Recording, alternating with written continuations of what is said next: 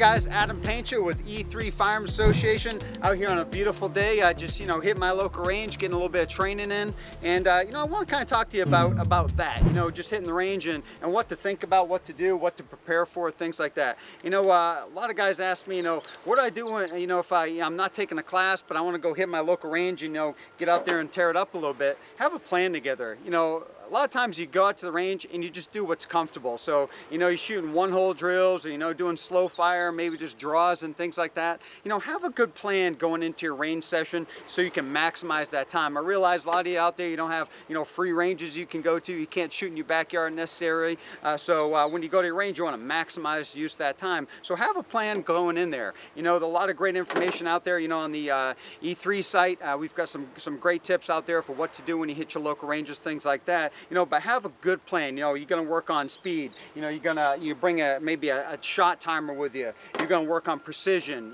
And have a plan and go into it. And as far as being prepared physically, mentally, and having your equipment ready, have that all set up. The last thing you want to do is, be getting the range and having to top off your magazines and things like that, or maybe not have something that that's essential. Maybe you forgot a magazine, so you only bring one magazine, something like that. So you want to make sure you have plenty of gear to sustain your trip. Like I'm out here on a hot sunny day in New Hampshire, which is somewhat rare, so having some bug spray, some sunscreen, things like that, that's going to be essential. And obviously water. You want to hydrate when you're out there, so have water in your range bag and have plenty of ammunition. Last thing you want to do is run out of ammunition in your training session, so have plenty of ammunition. Like I said, prepping your mags maybe the night before, not a bad idea. And I usually carry a notepad and notebook, and I try to track my status a little bit.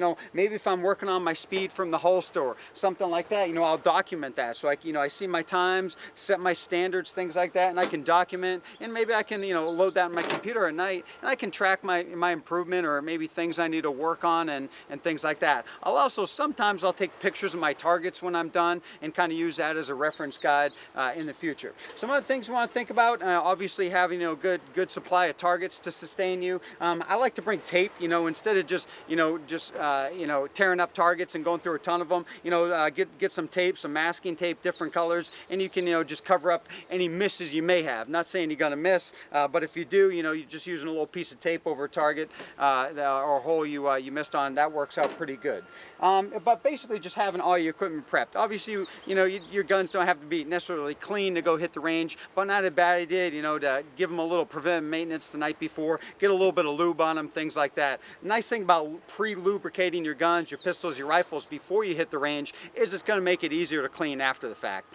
So I'll put a little bit more lube than necessary before I hit a range session, and that way it's going to easily wipe off and it's going to be easier for me to clean the guns, and obviously they're going to work to their maximum capability. So that's just some things to think about. On the safety side of the house, ears and eyes, you want to have some good eye protection on your face. If it's going to be hot and sunny like it is out here today, obviously I want something with some tint on it that's going to block out those rays so I can see targets, I don't have to squint, things like that. And you got to be prepared if you're going to indoor range or maybe lighting conditions change. Do you have maybe some clear lenses or amber lenses that are going to be suitable for your lighting conditions? And with that, you need to make sure you have glasses that are rated to have actual ballistic protection. That's going to be important. And a good set of quality ears. I really only use hearing protection that has some type of noise canceling feature that amplifies normal sound. That way I can hear ambient sound, I can hear what's going on around me, but when the shot's fired it kind of blocks out. So getting yourself a good set of ear protection is important. And last on the safety note, besides just having ears, eyes, things like that, how about safety gear? You need to be prepared to deal with an emergency if it should happen. Obviously, we don't want something like that to happen, but we need to be prepared for it. Whether it's ourselves that gets injured, we need to be prepared to do some self-medicine, if you will, or maybe help someone else who maybe get hurt. So like on my belt, on my gear that I'm headed to the range with, I got a tourniquet for dealing with extremity injuries, maybe on arms and legs or something like that, both for myself and other folks.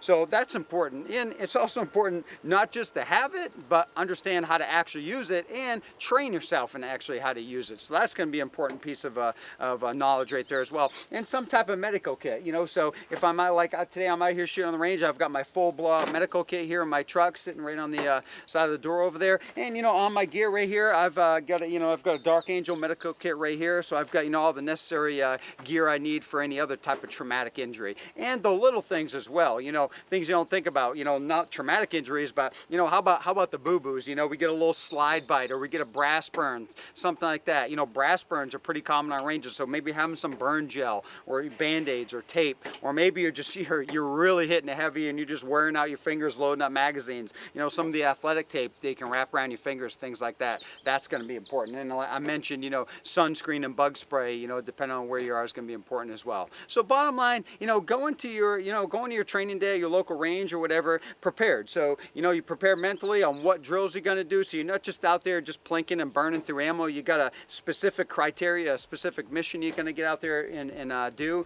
All your mags are prepped, your gear's prepped, you have everything you need, so you're not forgetting anything, or you don't have to pick up anything that you already had at home. So, and you know, you want to be prepared basically. So obviously encourage you to get out there to range and be productive when you get out there in the range. Have that plan going into it. Make sure you're prepared with safety gear and all your other gear, and have fun out there. You know, that's important. You want to get out there and have some fun, but get some good solid training in. So make sure you visit E3 Firearms Association for more information, and look forward to spending some time on the range with you.